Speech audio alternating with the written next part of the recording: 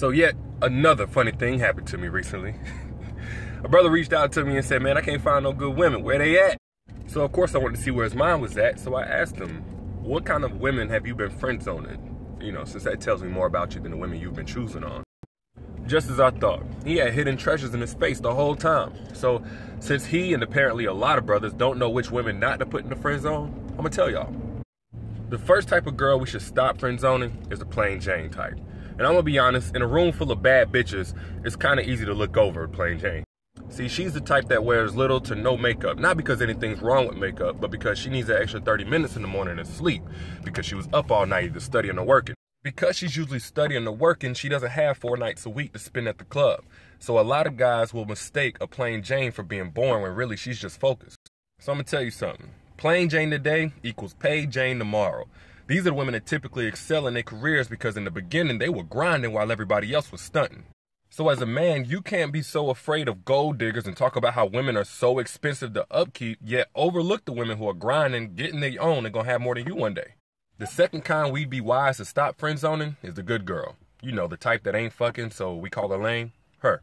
Now, ain't nothing wrong with a woman owning her sexuality with hella dudes, but if she locking those legs for somebody special, she probably working with something special.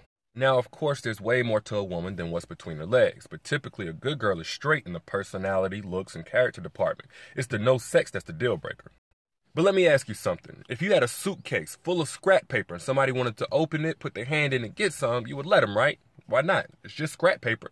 But if you had a suitcase with $1 million in it and somebody wanted some, you'd probably be like, wait, where did you come from? Why should I trust you and why do you think you deserve my money?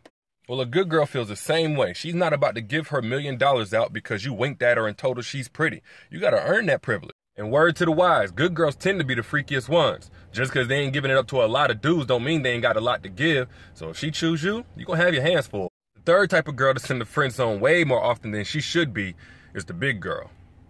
What trips me out is that we used to love big girls. Look at your grandmother or your great auntie. I bet you got at least one that's 250 pounds or better. That's because our granddaddies was choosing. Then mainstream media came along and told us that big wasn't included in the definition of beautiful. And like dummies, we believed them. And now we can see even they're waking up. Look at Lane Bryant's No Angel campaign, or Sports Illustrated first plus-size cover model, or even Ebony's recent iconic cover. Even Drake just said, I love all my women, BBW. So what that tell you? Big girls are coming back in style. You better get you one before they all gone. Another thing I notice about big girls is a lot of them can sing and cook. And when they hug you, it's real soft. So if you got one that'll give you a chance, you might want to try her. But I'm going to keep it gangster with you, man. If you got a lot of great women in your friend zone because you don't recognize that they're great women, then you probably don't deserve to be much more than a friend to them anyway.